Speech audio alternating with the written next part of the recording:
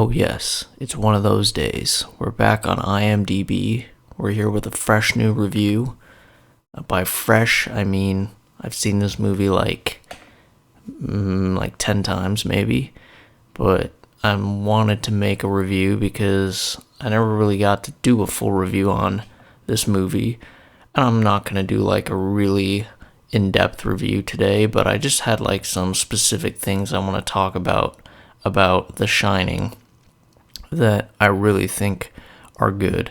And I was going to do like a whole video essay on it like 3 years ago, but I never got around to it where I would like analyze every single part of the movie and do a really in-depth review. Similar, I think I did one for Clockwork Orange, I did one for Barry Lyndon, I even did one for Eyes Wide Shut, but that one wasn't as good as those other two. But I've done like Batman Begins and others. But like I said, I never got around to The Shining. I never got around to 2001. But I wanted to do this review today, which is an unscripted review, because like I have like a lot of things to say about The Shining, and I maybe have like, I mean, it's true with maybe any movie that I love, but I do have an emotional connection with it, so there's no need to have a script. And you know, I have more fun doing it, so why not? So it's back on IMDb, and we're going to scroll down right here to The Shining.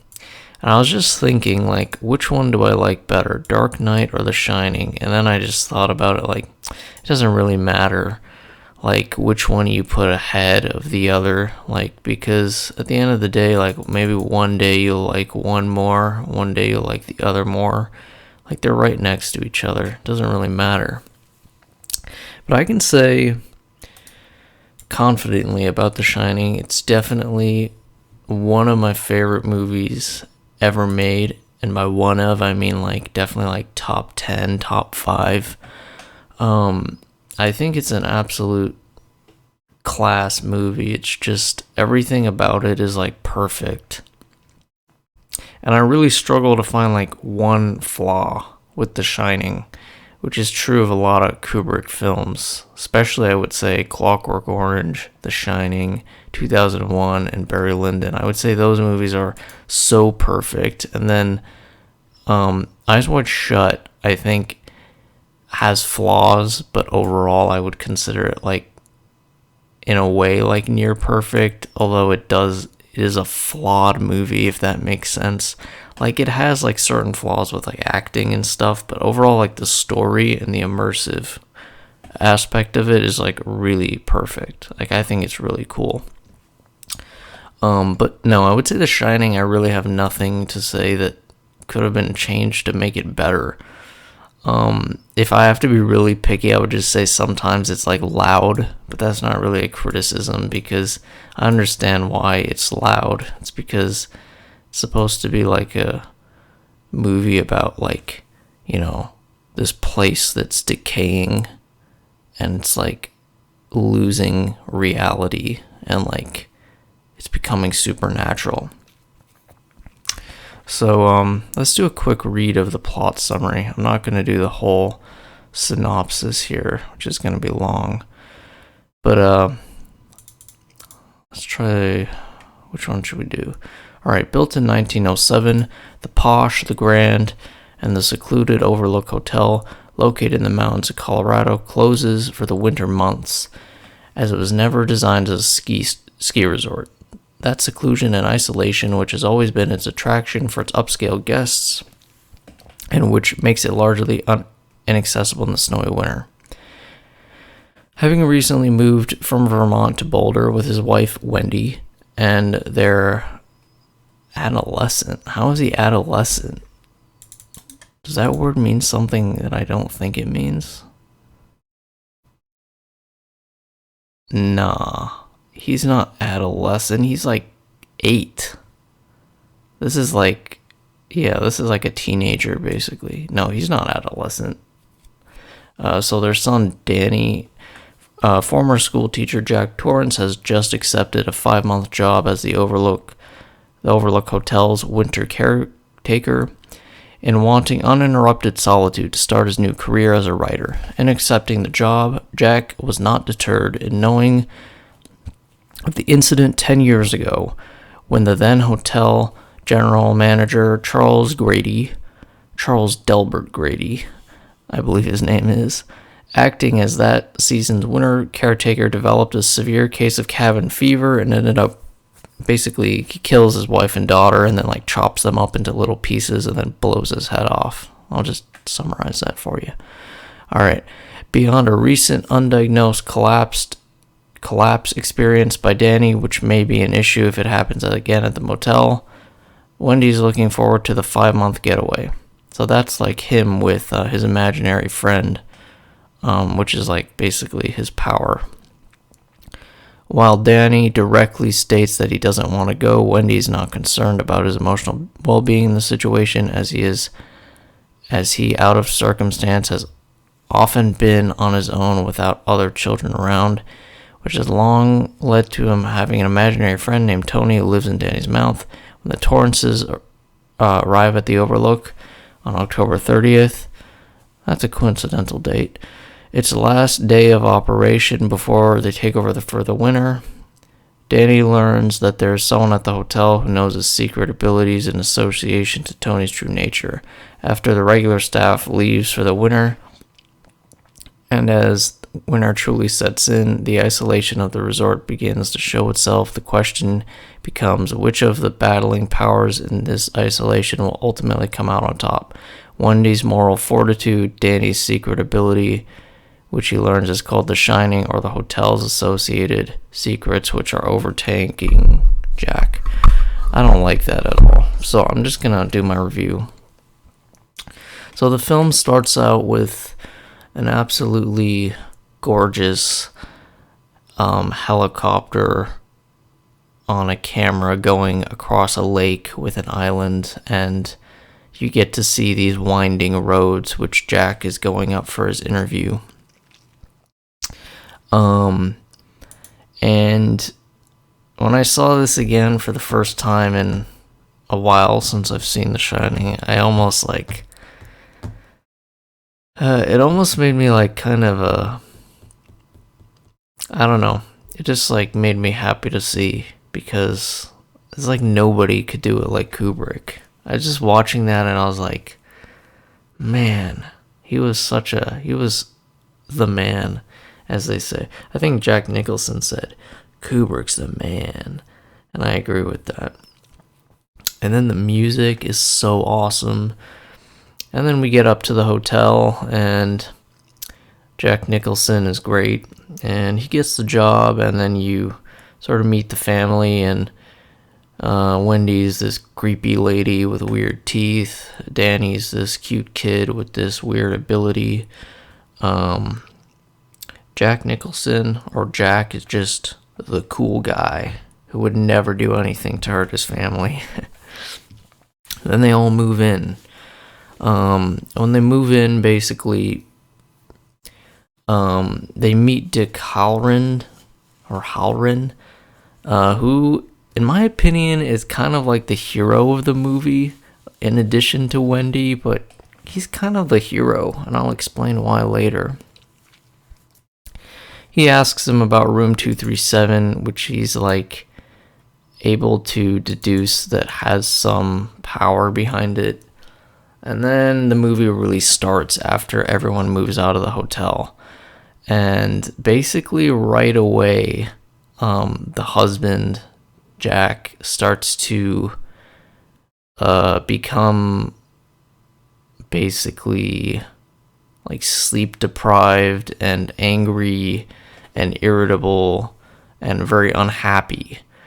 And what I love about this movie is it has like two stories. It has the supernatural story, which everyone knows and which comes true at the end, which is about this place that shines, which is the hotel, that basically possesses Jack, and he becomes this demon. But there's also the human story, and I love this about Kubrick. I feel like no filmmaker ever understood humans so well. So the human story of The Shining is a very it's basically like a family that just decays into dysfunction. Think about it. The man is here working at the hotel to like try to provide for his family. He's trying to write, and basically as the film goes on, the man becomes insecure that he's not providing for his family and he feels inadequate. He also feels insecure that his wife is trying to take his son away from him. Meanwhile, the wife is insecure about the husband, that he's abusive and that he had an incident with their kid where he pulled out his arm, basically. And the kid, on the other hand, is basically more attached to the mother, and this makes Jack more paranoid that he's losing his family, basically. So the beginning part of the film, it's just this masterpiece of suspense and basically just an eerie location where, in my opinion, the Overlook Hotel is the main character of The Shining. And I would say that it's really Jack and the hotel, but the hotel is a character because you see the hotel transform, and you're very aware throughout the whole thing that the hotel is really driving the whole story. So the film kind of reaches like critical mass when Danny goes into room 237. Right after he does this, Wendy hears her husband like making all these crazy sounds, and he's like passed out next to the typewriter. And then he wakes up and he's like, I had a dream that I like murdered you and it was awful. And then you're like, at that point, you're like, oh my God, this guy is crazy. And then all of a sudden Danny walks in the room and his face is bruised and like his sweater is ripped.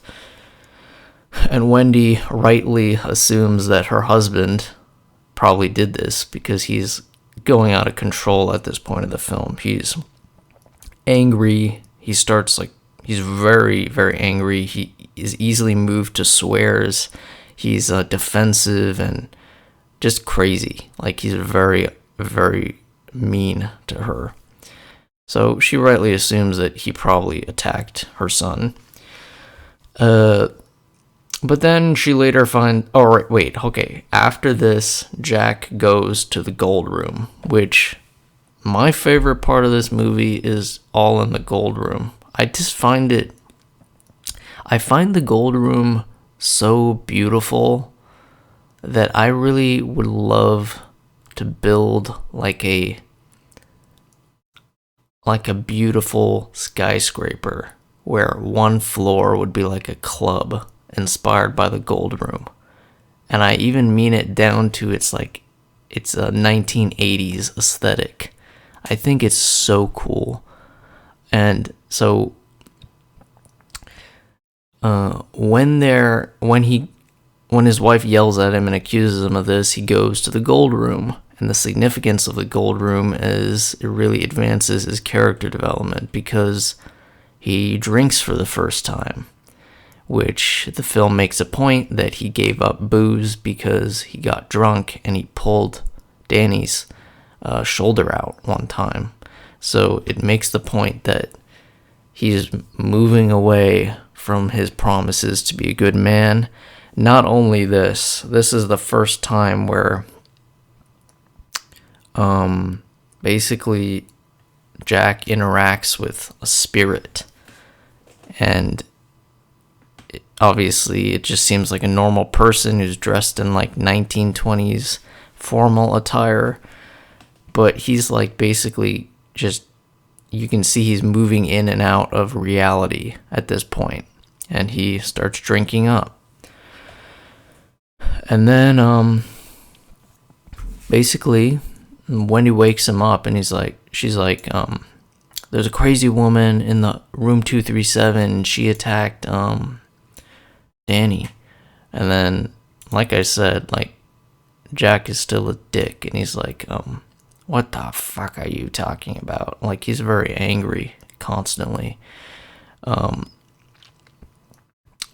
So he's like, you know what? I'll go up there, see what's going on. And he goes there. Let me get a drink of water 1 sec. Sorry about that.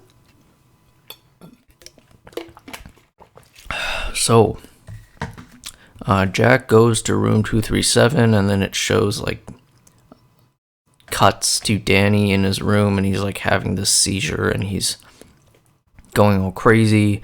And then it also cuts to Dick Halloran back at his home in Florida, who's, like, also tripping out because he shines as well, and he knows the family's in trouble. So Jack enters room 237. I also love the look of this room. And I'm going to talk more about the direction after I'm done with the plot, because I have much to say. The bedroom is empty. He watches this. I wouldn't call her beautiful. She's kind of pretty. She looks a little weird, which I'm pretty sure Kubrick wanted her to look a little weird. Let's see if she looks alright here. Oh, she looks better here than she does in the movie, frankly. Yeah, she looks better here. In the movie, to me, she looks a little strange. She just looks weird. So pulls back the curtain, and then they start kissing each other. And then he sees that basically it was not this woman who looks beautiful, apparently. I'm not saying she's ugly. I don't want to say she's ugly. She's a decent looking specimen, okay? She's just not perfect. I don't want to be... I should run a beauty competition. I'm not kidding. I have great taste. Many people have said this. Okay. Alright. Jack catches a glimpse, and then the woman is a rotting corpse, which I really like this scene. She's this, like, horrific hag with, like, a rotting butt. That sounds funny. And then she's like, ha ha ha ha ha. And then she's like, it cuts to her, but she's, like, still dead in the tub, and it's like, whoa, what just happened? And then, like, Jack goes back to Wendy, and he's like, oh, no, there's nothing there. And at this point, you're like, whoa, this guy's a bad guy. Like, why is he lying? Pretend, like, he's, like, taking the side of the evil dead woman spirit. And then... basically, he actually blames their son. He's like, oh, he's just making stuff up and he hurt himself. So at this time, you're like, yeah, Jack is a really bad guy. And then Wendy's like, let's take him to a doctor. And then Jack basically, and this is what I'm saying, that this movie is also like about, in a way, it's kind of like about the male fears, in a way, and experience. It's like, you know, not living up to your duty. And basically is like, yeah, you fucked everything up. I'm not gonna let you fuck up this for me. And he's like super angry. So it's like the man who's insecure, and he believes his wife is like trying to destroy him and all this. And he's like, yeah, we have a contract, and you are such a moron. And then he goes out to the gold room, and this is like my favorite scene of the movie. It's like a 1920s party. Everybody's like dressed up. There's balloons, there's ribbons. And then he's like, goes up to Lloyd. And Lloyd is like, your money's no good here, sir. And then all of a sudden he gets up, and then the dad from A Clockwork Orange spills, whatever this is, avocado, which is some alcohol, spills avocado all over him. And then the butler convinces Jack to come to the bathroom to help him like wipe off the stuff off his great red jacket that I really like. I want to do that for Halloween. He introduces himself as Delbert Grady, played by the dad from Clockwork Orange. I actually also think this guy's in Temple of Doom, funny enough. Yep, see, I have such a good memory, and I am good with faces. And then he's like, Jack's like, Grady? He says, Grady? And he's like, a former caretaker hacked up his wife and kids here and killed himself. And then Grady's like, no, I never did that. And he's like, no, you've always been the caretaker, sir. And Jack is confused, but he accepts Grady's story. Grady goes on to tell Jack that his son has a great talent and he's using to bring an outside party, starting with the letter N, into the situation. Referring to Dick Halloran with a racial slur. Oh, come on. I already said that, man. My nose is really itchy. Grady advises Jack on how to correct Danny and deal with Wendy if she interferes. So at this point, the shit has really hit the fan in this film, and this serial killer guy is like, you gotta correct your wife and kids. They are conspiring to leave the hotel. You're gonna have to murder them. And then Jack is like, or it goes to Dick Halloran at this point, who like is worried about Danny, and he books his flight to go back to the hotel. Wendy's like running around with a baseball bat looking for her husband. When she finds all the stuff Jack's been writing. And at this time,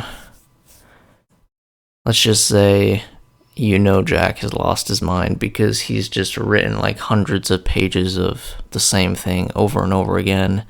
All work and no play makes Jack a dull boy. And then she's like, oh wow, he's lost his shit. And then Jack's like, how do you like it? And then Wendy goes crazy.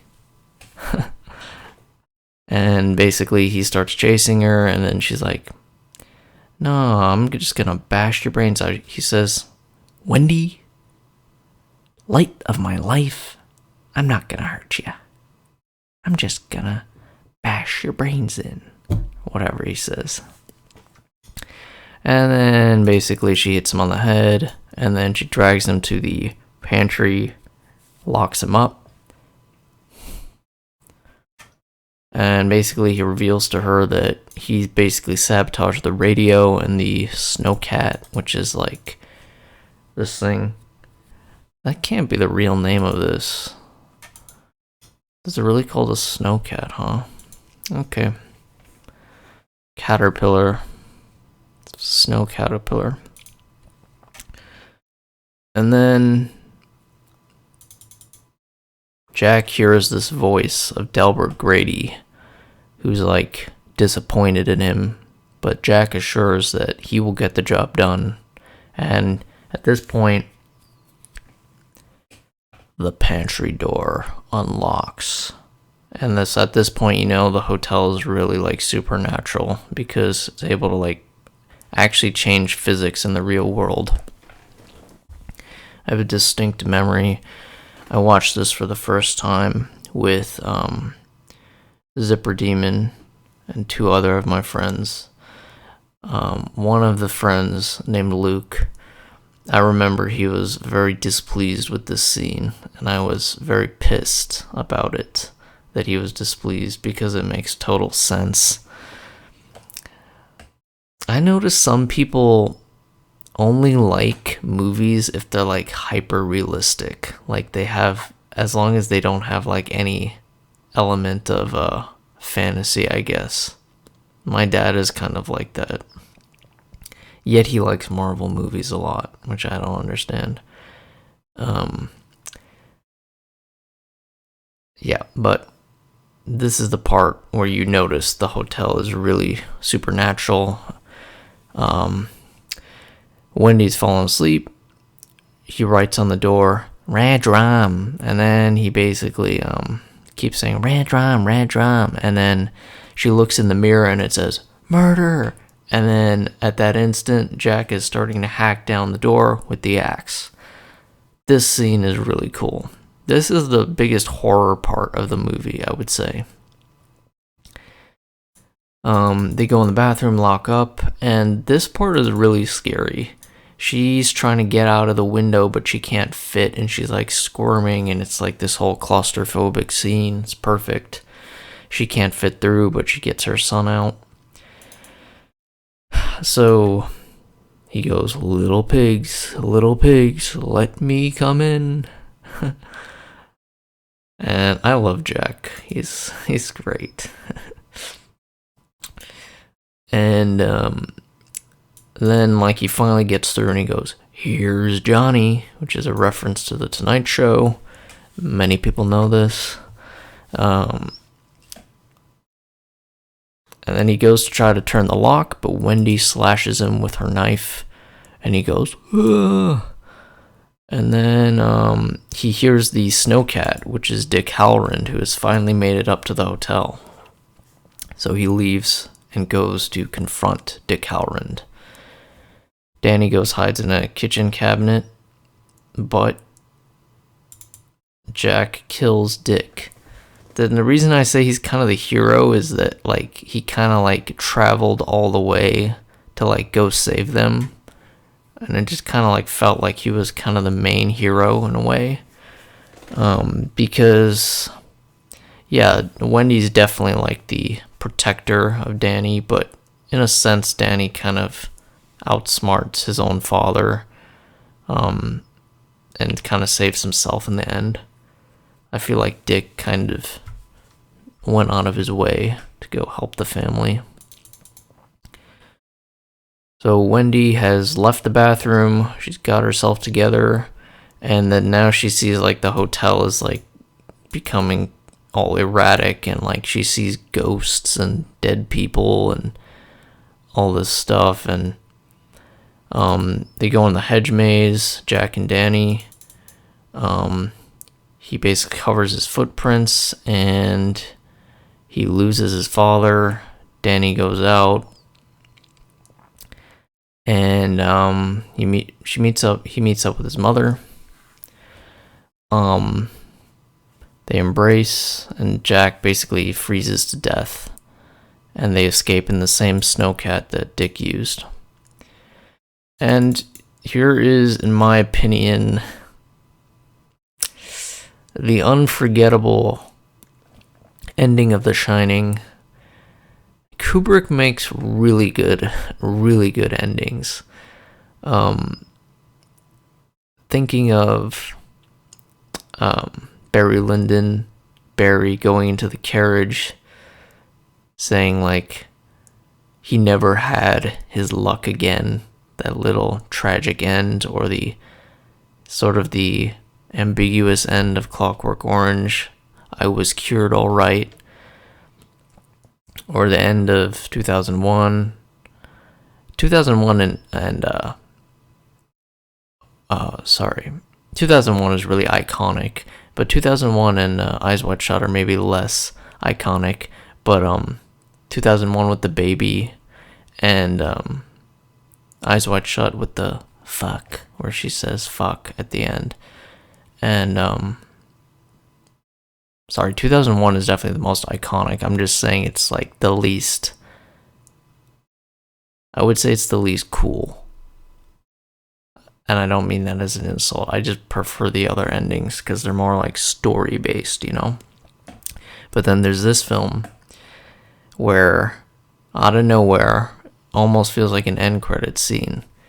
Camera, in a typical Kubrick fashion, comes in,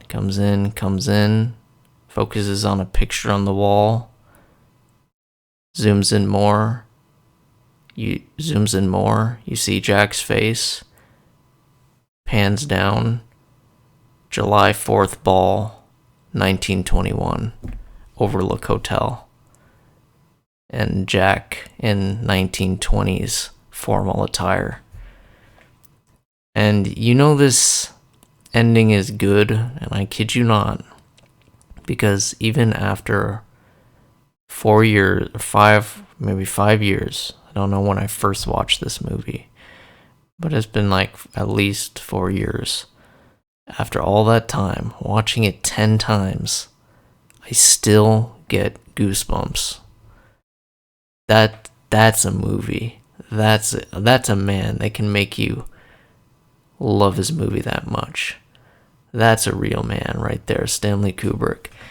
And yeah, I got goosebumps because it's the perfect ending, because it's the subtle confirmation of what has been weaved through the whole story, and you can make up your own mind about exactly what it means, but is Jack this demon? Is he this spirit? What else could you say? I mean, he's always been the caretaker, but it's just that weird, eerie confirmation that it's almost like, you know that feeling when you feel someone's watching you and you like look over your shoulder? That's what that scene is. It's like, oh my god, this guy's like, he's been there the whole time. They were never safe in the hotel because he was like this demon, this spirit. So, The Shining, I'll just talk now. Shining and I have a pretty amazing history. I first watched The Shining, like I said, my friend Zipper Demon, he's my co-host on this channel. It was his favorite movie even before we had watched any other Stanley Kubrick films. So that's how you know he had good taste. Good taste indeed. And it sort of spreed us to watch all the Stanley Kubrick movies and sort of fall in love with him as a director. And I'll never get over it because, I don't know, it was just like so fun. It was so fun to like discover something so great. And like I was saying, when I watched this the first time, he loved it the most. I loved it the second most. My friend Zach loved it the third most. And then I would say Luke had a lot of complaints.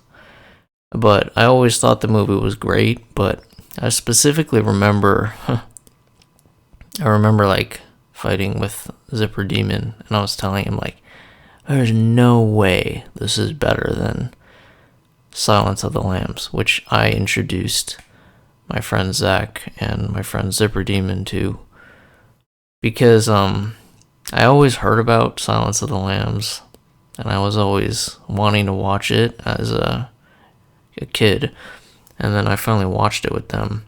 So I was telling him, I was like, there's no way, that movie's way better. But I watched it, and I watched it again, and I watched it again, and every time I watch The Shining, I realize how amazing the film is. On a story and a character level, and like acting, I really enjoy the film. But sort of, I realize now more than ever how insanely beautiful this film is. When you think of like beautiful Stanley Kubrick films, you usually think of Barry Lyndon or 2001. Although I'd argue all of his films, you could say that, but those are the two main big ones. But then I watched The Shining and I'm like, hold up. This is like legitimately like perfectly made. And it's like genuinely a beautiful movie. It was made by a guy that, I don't know, was just like at the top of his game somehow, like with every single film almost. And for some reason he didn't seem to be a guy that was like only able to do like one genre, which is shocking because every film he did was radically different. He first did Spartacus, which was just like a basic Hollywood blockbuster, not blockbuster, but gladiator movie. But then like he did the heist film, The Killing, The Shining, the horror film. Then he did like the sort of sci-fi movie with 2001. Then Clockwork Orange is really hard to describe, but people call it a sci-fi film. I don't know how to describe it. I guess it'd be I don't really identify with any of these genres. It's so unique. It's really hard to describe what it is. But yeah, they call it like a dystopia movie, I guess. Then he did the period piece with Barry Lyndon. Then the war movie, Full Metal Jacket. Then, like, out of nowhere, he ends his career with Eyes Wide Shut, which was kind of like this surreal, psychological, erotic thriller. And it was just like, the guy had no limits.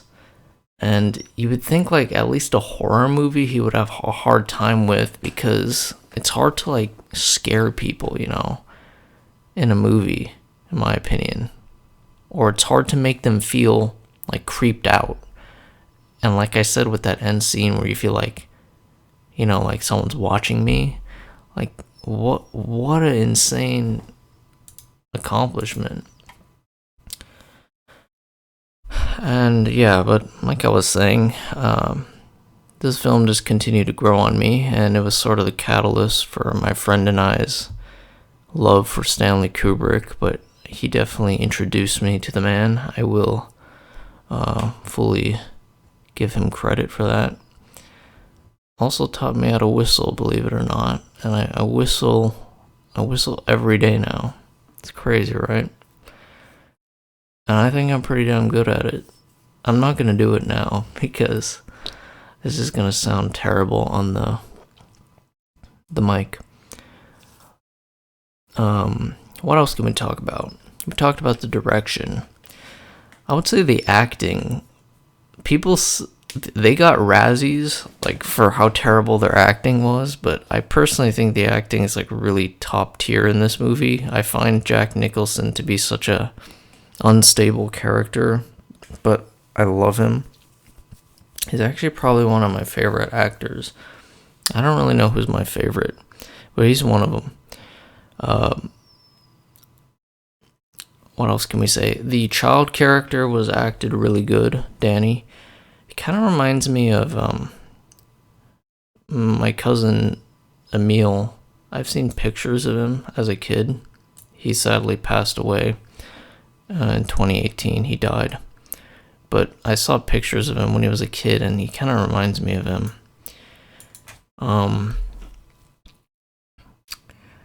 And then there's the whole, like, thing I talked about, how it's kind of like a dual story, where you're just watching, like, a family decline into violence, but you're also watching a place become more and more unstable until it turns into, like, a surreal, supernatural experience.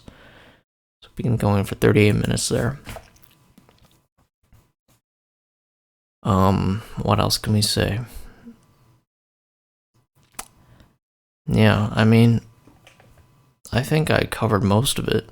It's 12 a.m. currently, and I gotta go golfing. I gotta wake up at 7:30 tomorrow. I gotta go golf, man. Gotta go on that golf grind. Oh yeah, congratulations to the San Jose Sharks. I heard they won against the Utah Hockey Club, which, I mean, are they going to change that name or what? I don't even understand why they moved to Utah. It seems like way more logical if they moved to, like, Wisconsin or someplace without an NHL team, or given Minnesota a second team and made them the North Stars. I was thinking, like, why would you move to Utah and then make such a shit team name and whatever? It doesn't matter. I Oh yeah, and then there's also like kind of the controversy about this movie that it could be Stanley Kubrick's confession that he faked the moon landing, which I recommend if you don't know about it, go search it up. There's a documentary about it. And then also there's the controversy that he changed a lot of stuff from the book. But having learned a little bit about Stephen King on Twitter, the guy is a complete dick. He was pompous and very full of himself. And I'm sure Stanley Kubrick made it way better. The only one that I think he really didn't change was Clockwork Orange, because I read the book and I've never read a book that was that similar to the movie. There's literally just one thing that he changed, that he like removed the last chapter of the book that was dumb. But yeah, Stanley Kubrick was the man. He's an amazing, amazing person. When I was in England, I actually wanted to go to his house, not inside, but like take a picture by the gate.